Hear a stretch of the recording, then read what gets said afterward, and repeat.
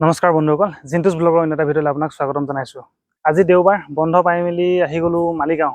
ফুৰিবলৈ বুলি নহয়, মানে এই মালিগাঁৱত এজন কবিৰাজ আছে, মানে বিশেষ খ্যাতি আছে এই অঞ্চলত। আচলতে বিভিন্ন ধৰণৰ হাড়ি ভঙা, হাড়ি ফ্ৰেকচাৰ হোৱা, আপোনাৰ ডায়েবেটিছ, বহুত কিবাকিবি ধৰণৰ। মই স্ক্ৰীণত আপোনালোকক চাৰ্টখন দি দিছোঁ, চালে গম পাই যাব। বহুত ধৰণৰ চিকিৎসা তেখেতে কৰে, কবিৰাজী চিকিৎসা।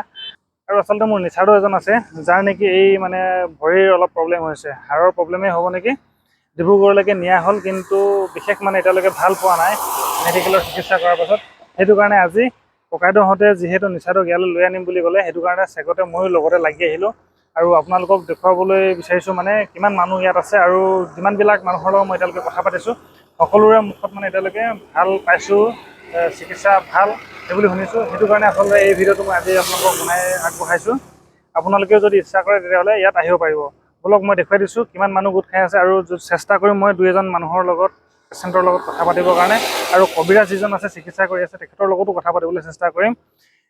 কেনেকুৱা তেওঁৰ চিকিৎসা বেলেগৰ মুখেৰেও শুনিম। বলক তেতিয়াহ'লে ভিতৰলৈ লৈ যাওঁ আৰু দেখুৱাওঁ কেনেদৰে চিকিৎসা কৰি আছে আৰু কিমান মানুহ ৰৈ আছে। অৰুণাচলৰ ৰয়িঙৰ পৰা ৰয়িং টু পাছিঘাট যিটো ৰাস্তা আছে, সেই ৰাস্তাতেই যদি আপোনালোকে আহে নহয়, সোঁহাতে দেখিব আপোনালোকে L&T কিবা মানে ডাঙৰ প্ৰজেক্ট এটা চলি আছে। আৰু দেওপানী নদীৰ ওপৰত যিখন ব্ৰিজ আছে, ব্ৰিজখন পোৱাৰ আগে এইখিনিতে আছে এই কবিৰাজনৰ ঘৰ, যাৰ নাম মই অলৰেডি আপোনালোকক কৈছোঁ, ভক্ত বাহাদুৰ চৌহান চেত্ৰী। আৰু চাওক, আমাৰ গাড়ীখন ইয়াতে ৰৈ দিলোঁ, আৰু অলপ কিনকিনীয়া বৰষুণ দিছে, সেইটো কাৰণে মই ভিডিঅ'টো আচলতে ভালকৈ বনাব পৰা নাই। এইফালেদি অলপ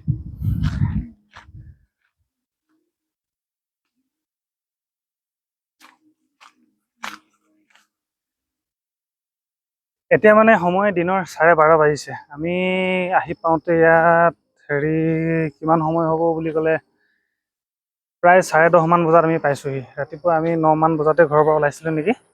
9 মান বজাত ওলোৱা, মই টাইমটো নাচালোঁ তাৰমানে। 9 মান বজাত ওলাই মেলি শান্তিপুৰ গেটেৰে আহিলোঁ। শান্তিপুৰ গেটেৰে আহি আমি ইয়াত পাই গ'লোহি মানে প্ৰায় 10:30 মান বজাত আহি পালোঁ। আৰু তেতিয়াৰ পৰা আচলতে মই দেখি আছোঁ ইয়াত বহুত মানে মানুহৰ ভিৰ, আহিছে গৈছে তেনেকুৱা। আৰু কবিৰাজজন মানে একদম পুৰা ব্যস্ত, কথা পাতিবৰ কাৰণে বৰ বিশেষ মানে চান্স নায়েই।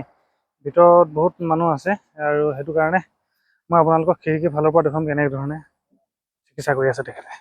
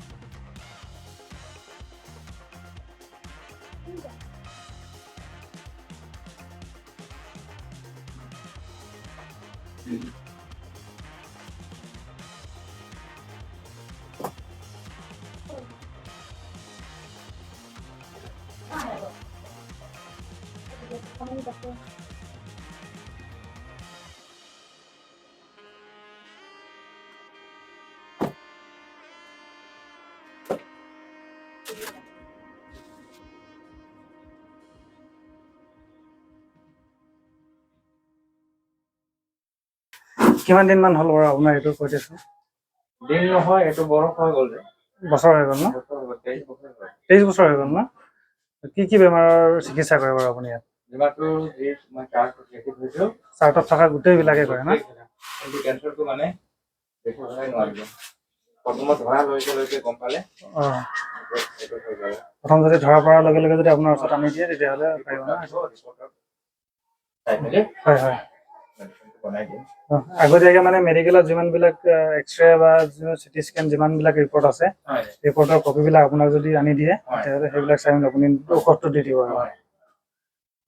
মানুহৰ ৰেছপন্সটো কেনেকুৱা বাৰু? ভাল পাইছো বুলি কৈছে নে? ভাল নোপোৱা হ'লে এনেকৈ জম খাই নেকি মানুহটো? এইটো মানুহ ভাল পাইছে বুলি এনেকৈ জম খাই থাকে দিন বৰ ৰাত ভৰ এনেকৈ মানে কেতিয়াবা একদিন এবচেণ্ট নাই, চানডে বি এবচেণ্ট নাই, স্যাটাৰডে বি এবচেণ্ট নাই, সদায় এনেকৈ মানুহ। কোনটো দিনত বেছি মানুহ আহে বাৰু? সদায় আহে নে এনেকৈ? এদিনটো বেছি এদিন কমি বুলি মই ক'ব নোৱাৰো। আৰু মাননীটো কেনেকুৱাকে লয় বাৰু? কিবা পইচা পাতি ডিমাণ্ড কৰে নে যি ইচ্ছাতে? যি দাম দিয়ে ইচ্ছাতে এইটোৱে কৰে। মুখৰ পৰা মানে টকা নগৈ মানে যে বেণ্ডেজ প্লটৰ যে কিনি আনা বস্তুটো তাৰ দাম যি দাম আছে সেইটো দাম ল'ব। বাদ বাকী দবাই মেডিচিন কাৰণে ডিমাণ্ড নাই। আপোনাৰ এইটো এড্ৰেছটো কৈ দিয়কচোন মোৰ ভিউৱাৰসকলক। ইয়াত থকাটো? ইয়াত এইটো যিটো এড্ৰেছ। এইটো মানে মালি ৰোড হয় মানে ন? মালি ৰোড ন? মালি ৰোড। ডিষ্ট্ৰিক্ট দিবাং ভেলী ৰয়িং মালি ৰোড ভিলেজটো। আৰু কোনোবাই যদি কণ্টেক্ট কৰিব বিচাৰে আপোনাক কণ্টেক্ট কৰিলে পাব, কথা পাতিব আপুনি? আৰু সেইটো যিটো পষ্টাৰ যিটো লগাই থৈছে সেইটো নাম্বাৰতে কথা পাতিলে পাব? দুটা নম্বৰ লিখি থৈছোঁ যে সেইটো তাৰ পৰা পাই যাব। ঠিক আছে, ধন্যবাদ। আচলতে তেখেত মানে বহুত ব্যস্ত, সেইটো কাৰণে ব্যস্ততাৰ মাজতো মই তেখেতৰ লগত অলপ পাৰ্মিশ্যন লৈ মেলি কথা পাতি আহিলোঁ। দেখি পিছে আপোনালোকে স্ক্ৰীনত অলৰেডি মানে কিমান মানুহ ৰৈ আছে চিকিৎসাৰ কাৰণে। আৰু বৰ বেছি দীঘলীয়াকৈ যদি কথা পাতি থাকোঁ নহয় তেতিয়াহ'লে খুব আমনি পাব, মানে মানুহবিলাকে খং কৰিব। কাৰণ সকলো মানে বেমাৰৰ কাৰণে আহিছে, চিকিৎসা কৰিবৰ কাৰণে আহিছে। সেইটো কাৰণে দেখুৱাই দিলোঁ আপোনালোকক। যিমানবিলাক পেচেণ্ট মই কথা পাতিলোঁ ব্যক্তিগতভাৱে, সকলোবিলাকৰ মানে মুখত শুনিলোঁ যে তেখেতে মানে চিকিৎসাটো ভাল। সেইটো কাৰণে ভাল পোৱাৰ কাৰণে তেখেতসকলে বাৰে বাৰে এনেকৈ আহিছে। আমাৰ নিচাদৌজনৰ মানে ভৰিত যিহেতু বিষ আছিলে, মেডিকেলত যিমানবিলাক স্কেন কৰা ৰিপৰ্ট আছিলে গোটেইবিলাক লৈ আনিছিলোঁ আমি। লৈ অনাৰ পাছত সেই ৰিপৰ্টটো চাই মেলি তেখেতে ঔষধ বান্ধি দিলে আৰু 4-5 দিনমানৰ পাছত আৰু একবাৰ আহিবলৈ কৈছে সময় উলিয়াই মেলি। নিৰ্দিষ্ট মানে দিন নাই আৰু যে ইমান দিনতে আহিব লাগিব বুলি, কিন্তু নিজৰ সুবিধা অনুযায়ী আহিব লাগে আৰু খাবৰ কাৰণে এটা দৰৱ দিছে। আৰু সেই দৰৱটো খোৱাৰ পাছতেই তাৰমানে ভাল হ'ব বুলি কৈছে। আৰু এইফালে চাওক, এইফালে ককাইদেউ, এইখনত গাড়ীতে আমি আহিছিলোঁ। নিচাতে আহি ইতিমধ্যে মানে বহিলে। আৰু এইটোৱেই আপোনালোকক জনাবলৈ বিচাৰিছিলোঁ যে আপোনালোকৰ যদি কোনোবা যদি এনেকুৱা ধৰণৰ যদি অসুবিধা আছে, মেডিকেলৰ চিকিৎসা কৰি যদি আপোনালোকে যদি ভাগৰি পৰিছে আৰু যদি অকণমান যদি আপোনালোকে কবিৰাজী চিকিৎসাৰ কথা যদি ভাবিছে, তেতিয়াহ'লে নিৰ্ভৰযোগ্য প্ৰতিষ্ঠানে বুলি ক'ব লাগিব, নিৰ্ভৰযোগ্য এজন মানে কবিৰাজ, যাৰ হাতেৰে নেকি বহু মানে ব্যক্তি, বহু পেচেণ্ট ইতিমধ্যে মানে ভাল হৈছে। সেইটো কাৰণে আচলতে আমি আহিছিলোঁ। আৰু যিমানবিলাক লগ পাইছোঁ ইতিমধ্যে আপোনালোকক কৈছোঁ, সকলোৱে ভাল পাইছোঁ বুলিয়েই বাৰে বাৰে আহি আছে। গতিকে ভিডিঅ'টো শেষলৈকে চোৱাৰ কাৰণে আপোনালোকক ধন্যবাদ। আপোনালোকে যদি অধিক যদি জানিবলৈ বিচাৰে নহয়, স্ক্ৰীনত থকা নাম্বাৰটো আপোনালোকে কণ্টেক্ট কৰি ল'ব। আৰু যদি সেই ইচ্ছা হয় আপোনালোকে আহিব পাৰিব। তেতিয়াহ'লে ভিডিঅ'টো শেষলৈকে চোৱাৰ বাবে বহুত বহুত ধন্যবাদ। লগ পাম পুনৰ এটা নতুন ভিডিঅ'ত।